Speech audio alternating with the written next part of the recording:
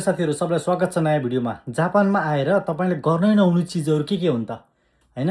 मैले तपाईलाई भनेछु जापानमा हुनुहुन्छ भने अथवा जापान आउन खोज्नु भएको छ भने जापानमा गर्नै नहुने चिज 1% पनि गरेन भने सबभन्दा नराम्रो उपाय भनेको के मतलब नराम्रो इमेज हुन्छ के जसले गर्दाखेरि चाहिँ तपाईहरु चाहिँ जापानमा आएर पनि दुःख पाउनुहुन्छ हैन?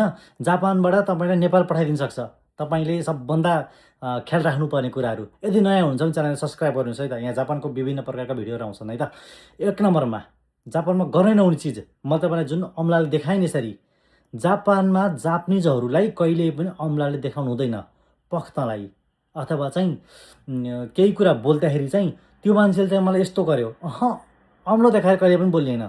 अम्लो जहिले पनि तल्ती राखेर बरु मुठ्ठी हुन्छ के गरेर हुन्छ हैन त्यो मान्छेले चाहिँ मलाई देखायो यस्तो यस्तो गर्यो भनेर त भन्न पाइयो तर अम्ला देखाएर चाहिँ कहिले पनि बोल्न पाएन। हामी नेपालमा चाहिँ अम्ला देखाएर यो मान्छेले यस्तो गर्यो त्यहाँ जानी यहाँ जानी ओहो कति ठुलो भनिन्छ नि तर जापानमा कहिले पनि अम्लो देखाएर बोल्न पाइँदैन है। एउटा कुरा एकदम ख्याल राख्नुस् सबभन्दा नराम्रो भनेको जापानमा अम्लो देखाएर बोल्ने हो। त्यो पनि अझै आफूभन्दा ठुलो व्यक्तिलाई आफूभन्दा सानो व्यक्तिहरूलाई चाहिँ केही फरक पर्दैन हैन तर आफूभन्दा ठुलो व्यक्तिहरू टिचरहरू लगायत कम्पनीमा काम गर्ने बोसहरूलाई कहिले पनि अम्लोले उनीहरूलाई अम्लो नदेखाए पनि त्यसले त्यहाँ थियो यस्तो गरेछ भनेर बोल्न पनि हुँदैन के अम्लो देखाएर एक नम्बरमा यो छ हैन। अनि जापानमा चाहिँ तपाईहरु चाहिँ अब सुन्नु भएकै होला हैन पानी भन्दा सस्तो चाहिँ रक्सी पाइन्छ बियर पाइन्छ भनेर के हैन तर जापानमा चाहिँ कहिल्यै पनि पिउन त छुट छ हैन बाटोमा हिँड्दै हैन रक्सी पिउँदै गर्नु हुँदैन। कहिले पनि काममा चाहिँ रक्सी पिएर जानु हुँदैन अथवा चाहिँ स्कुल जाँदाखेरि चाहिँ कहिल्यै पनि रक्सी पिएर जानु हुँदैन। सबभन्दा नराम्रो भनेको सबभन्दा नराम्रो कुरा भनेको हैन कुनै पनि टिचरले अथवा काममा कुनै मान्छेले थाहा पायो भने पनि कामबाट निकाल गरिदिन्छ। त्यस्तै खाइसा परे त्यस्तै कम्पनीहरु परे त्यस्तै स्कुल परे देश निकाला पनि गरिदिन्छ जा तेरो देशमा भनेर हैन सबभन्दा नराम्रो भनेको त्यो हो। अनि जापानिजहरु कुनै बाटोमा हिँडेछ भने हामीले यसरी हेर्न हुँदैन कहिल्यै पनि हैन।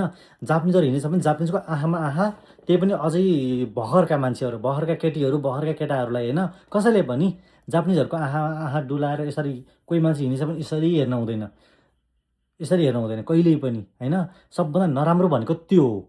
जापानिजहरुलाई कहिल्यै पनि त्यसरी हेरेको मन पर्दैन के हैन।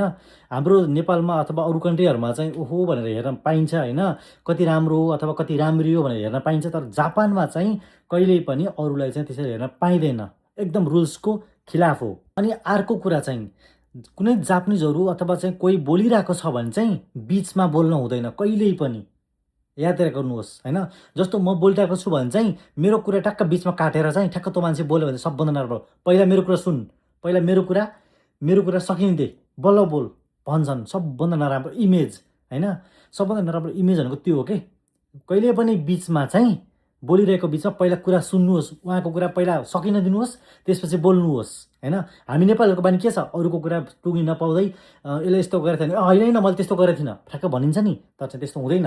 जापानमा चाहिँ सबभन्दा नराम्रो भनेको त्यो हो अरूको कुरा काट्ने मतलब कुरा काटेर बीचमा आफू बोल्ने कुरा नसुनिकन के सकिन नदिइकन सबभन्दा नराम्रो भनेको त्यो हो। अर्को कुरा चाहिँ जापानमा चाहिँ तपाईले यसो बाहिर हिँड्नु भयो कतैतिर हिँड्नु भयो भने चाहिँ चप्पल लाएर चाहिँ नहिँड्नु होला। हामी नेपालमा चाहिँ जहाँ पनि चप्पल लाएर हिँडिन्छ जुत्ता लाएर हिँडिदैन तर जापानमा चाहिँ रुमबाट बाहिर निस्किँदाखेरि पनि चप्पल लाएर कोही पनि हिँड्दैन के हैन। लगभग मैले देखेको भनेको 1% जापानिज मात्रै चप्पल लाएर हिँडेको देखेछु त्यही पनि बेलुकाको बेलामा सट्ट घर नजिक यसो कोम्बिनी सुपरमार्केट यसो आउँदाखेरि त्यही पनि मैले देखेको छैन भन्दा नि हुन्छ के हैन। सबैले जुत्ता लाएर हिँड्छन् कि जति जे भए पनि तर मैले विदेशीहरु कतिजना हिँडेको देखेछु नेपाली मात्रै नभएर बंगलादेशीहरु पनि हिँडेको देखेछु पुरै चप्पल लाएर पुरै के कट्टु लाएर हाफ लाएर कस्तो के ठ्याक्कै बाहिरबाट हेर्दै कस्तो नराम्रो देखिने के हैन। मैले काम गरेको सुपरमार्केटमा चाहिँ दुईजना बंगलादेशीहरु आथे हैन नेपाल जस्तो थिएनन् हैन अनुहारले चिनिहालिन्छ अनुहार चाहिँ कस्तो चप्पल लाएर हाफ लाएर आएका कस्तो नराम्रो देखिएको के वास्तवमै हैन कस्तो नराम्रो नसुहाएको हैन कस्तो नराम्रो देखिएको के उता जापानिजहरु कस्तो चट्ट परे हिँड्छन् हैन एउटा कुरा हैन ड्रेसअप पनि राम्रो गरेर हिँड्छन् तर नेपालीहरु चाहिँ भक्कर सुतेर पखरी हिँडे जस्तो के मतलब जो मान्छे पनि के विदेशीहरु के भक्कर सुतेर भत्ला बुनुङ भएर के न त कपाल कोरेछ न त केही मिलाछ जे लाछ त्यसमै फ्याट्ट गएर फ्याट्टै हिँडेको के हैन। त्यो चाहिँ एकदम नराम्रो लाग्ने के एकदम जापानिजहरु पनि नराम्रो मान्छन् के विदेशीहरुलाई हेर्ने दृष्टिको नराम्रो मान्छन्। अनि यसकै विपरीतमा बोलौँ भने चाहिँ म कम्पनीमा कर्मचारी हो हैन कम्पनीमा जाँदाखेरि चाहिँ चट्ट राम्रो दाढी काटेर अहिले त दाढी हल्का देखिएको छैन तर चाहिँ दाढी सारी चट्ट काटेर राम्रो भएर जानुपर्छ के एउटा कुरा हैन। त्यसपछि जाँदाखेरि चाहिँ राम्रो भरजट्ट जाँदाखेरि चाहिँ एउटा जापानिजले सट्ट यसरी बोलाएँ होइन। अनि त्यसपछि ओतोकोमाई भनेर भनेँ होइन। त्यसपछि म फ्याट्ट बुझिहालेँ नि त। सुरुमा त बुझेको थिइनँ नानी भनेर भनेँ। अनि त्यसपछि ओतोकोमाई भनेर त्यस्तो गरेँ कि होइन। अनि त्यसपछि मैले आरिगातो गोजाइमास धन्यवाद भनेँ होइन। किनकि ओतोकोमाई भनेको चाहिँ राम्रो, अति राम्रो के राम्रो देखिएछ भनेको के मलाई होइन। त्यो भनी हिजै भर्खरको कुरा हो होइन एउटा बुढीले। अनि त्यसपछि जापानिजहरूलाई अर्को मैले भने जापानिजहरूले हामीलाई यस्तो गरेर भने क्या बुढीहरूले चाहिँ माया मानेर भनेका हुन् होइन। तर हामी विदेशीले चाहिँ जापानिजहरू कसैलाई पनि टच गरेर बोलाउँदैन। एउटा कुरा टच गर्न हुँदैन के, केही गरी पनि टच गर्नै हुँदैन है। नो टच गर्नै हुँदैन। बरु टाढैबाट बोल्ने, अमला पनि नदेखाउने, टच नगरिकन बोल्ने। जे बोल्नु छ यहीँबाट टाढाबाट यसरी बोल्ने होइन, टच नगर्नुहोस्। जापानिजहरूलाई चाहिँ झुटो बोलेको कहिल्यै मन पर्दैन, बुझ्नुभयो। झुटो बोलेको कहिले पनि मन पर्दैन। त्यही भएर सत्य कुरा भन्नुहोस्, सत्य कुरा बोल्नुहोस्। जापानिजहरूले बुझ्छन् के होइन, मान्छे हुन् अभियसली बुझिहाल्छन्। तर झुटो चाहिँ नबोल्नुहोस्, झुटो जापानिजहरू बोल्दैनन् होइन। सानो गल्ती भए पनि जापानिजहरूले माफी मागिहाल्छन् एउटा कुरा होइन। सानो गल्ती भए पनि माफी मागिहाल्छन्। अथवा चाहिँ माथिपट्टि केही सामान छ होइन।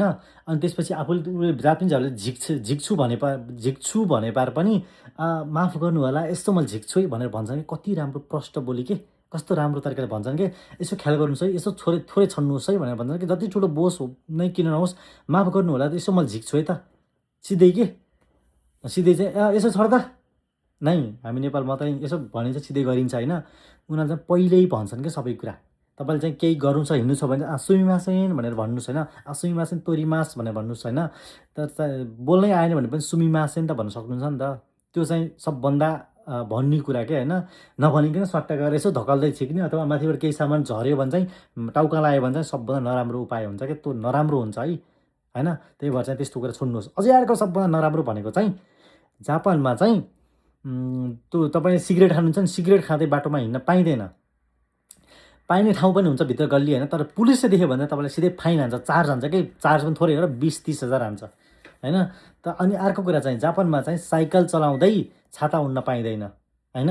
त्यो त अब नेपालमा चाहिँ हामीले कसैलाई केही भन्दैन होइन। तर जापानमा चाहिँ देखेपार फाइन लागिहाल्छ, गाली गर्छ। जापानिजले गाली गर्छन् के, जापानिजले गाली गर्छन्। त्यही भएर चाहिँ छाता उड्दै कहिल्यै पनि नचलाउनु होला। चाहे पानी परेर पनि रोक्नुहोस् अथवा रेनकोट लाउनुहोस् अथवा भिज्दै साइकल चलाउनुहोस्। तर चाहिँ छाता उड्दै चाहिँ साइकल नचलाउनुहोस्। त्यस्तो गर्न कदापि रुल्सको खिलाफ हो। रुल्सको खिलाफ पनि एकदम चार्ज भयङ्कर लाग्छ कि। एउटा कुरा एक्सिडेन्ट भयो भने चाहिँ यहाँको क्षतिपूर्ति हामीले नेपालको घर जग्गा तिरेर पनि तिर्न सकिँदैन होइन, बेचेर पनि तिर्न सकिँदैन। अनि अर्को कुरा भनेको चाहिँ आफ्नै सुरक्षाको लागि हो नि त। त्यसैले चाहिँ होइन, यहाँ चाहिँ छाता उड्दै साइकल नचलाउनुहोस्।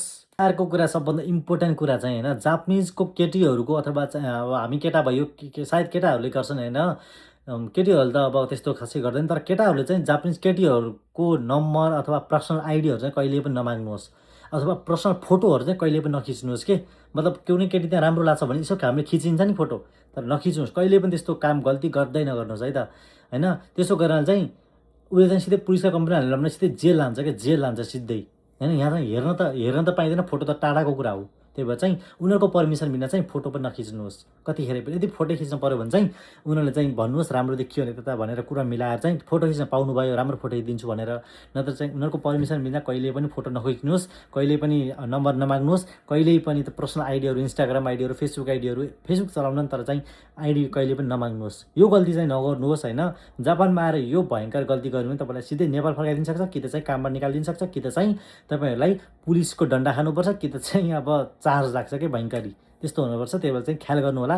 नयाँ हुनुहुन्छ भने च्यानललाई सब्सक्राइब गर्नु होला। यस्तै चाहिने भिडियोहरू त मलाई आइरहन्छ। आजलाई यति नै, बाई बाई।